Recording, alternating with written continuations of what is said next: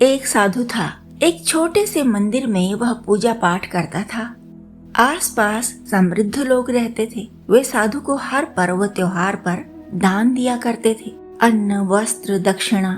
साधु के पास आवश्यकता से अधिक धन हो जाता, आवश्यकता से अधिक वस्त्र हो जाते और आवश्यकता से अधिक अन्न भी हो जाता।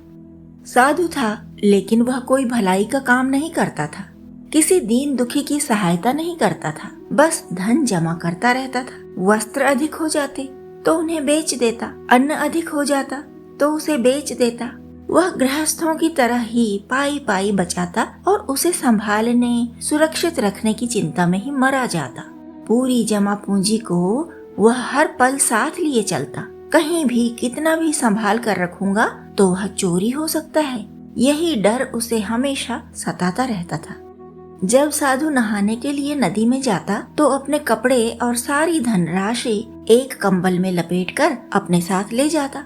नदी किनारे कंबल को अपनी आंखों के पास ही रखता, जल्दी जल्दी नहाता और फिर अपनी पूंजी को सीने से चिपटा कर घर लौट आता। एक ठग बहुत दिनों तक उस पर नजर रखे था। उसे पता था साधु धन इकट्ठा करता है और साथ लिए फिरता है। नदी में भी ऐसे उतरता है कि उसका कंबल थोड़ी ही दूरी पर रहे। ऐसे में कोई यदि उसका धन हरण करके 2 कदम चलेगा तभी पीछे से वह धर दबोचेगा। ठग तो ठग था, चोर नहीं था। ठग लोग अपने आप को बहुत बुद्धिमान समझते हैं। दूसरों की लापरवाही का, भोलेपन का और मूर्खता का वे भरपूर लाभ उठाते हैं। उस ठग ने भी यही किया। एक दिन वह मंदिर में गया और बहुत नम्रता के साथ बोला, साधु महाराज, आप महाज्ञानी हैं और मैं ज्ञान पाना चाहता हूँ, मुझे अपना शिष्य बना लीजिए। साधु ने सोचा, अच्छा है, कोई शिष्य साथ रहेगा तो सेवा ही करेगा। साधु ने उसके बारे में कोई जानकारी नहीं जुटाई, उसका अता पता नहीं पूछा, बस रख लिया साथ चेला बनाकर।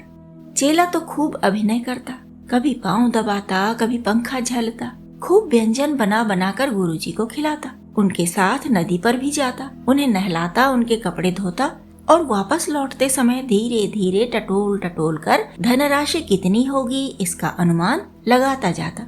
साधु को तो एक सेवक मिल गया था, वह खूब खुश था। खाने पहनने की कोई कमी वैसे भी नहीं थी। अब तो पकाने, धोने, सुखाने और सफाई आदि के सब कामों से छुटकारा मिल गया था। ठग मंदिर को भी खूब स्वच्छ रखता। इस तरह साधु का पूरा विश्वास पा लिया ठग ने। खूब पकाता और खाता, गुरु की सेवा का बहाना पकड़कर पैसे का ही जोड़ घटाना करता रहता, मन ही मन। ज्ञान तो साधु के पास कुछ था ही नहीं। ज्ञान होता तो पैसे के प्रति इतना अंधा मोह क्यों रखता। वह बस इधर उधर की बातें करता रहता था, निरर्थक सी बातें, निरुपयोगी बातें। ठग चेला हाँ में हाँ मिलाता रहता और कहता, गुरुजी आप धन्य हैं, आप धन्य हैं साधु महाराज, साधु महाराज आप बहुत बड़े ज्ञानी हैं। साधु गदगद हो जाता। धीरे धीरे धन की पोटली की रक्षा के लिए भी वह निश्चिंत होता गया। हट्टा कट्टा चेला जो साथ था, नदी में नहाने का भरपूर आनंद लेने लगे साधु जी महाराज। एक दिन तैरते हुए थोड़ा दूर तक निकल गए नदी में, तो किनारे बैठा श्रद्धालु शिष्य उनकी पोटली ले भागा। वह तो पूरी तैयारी से था।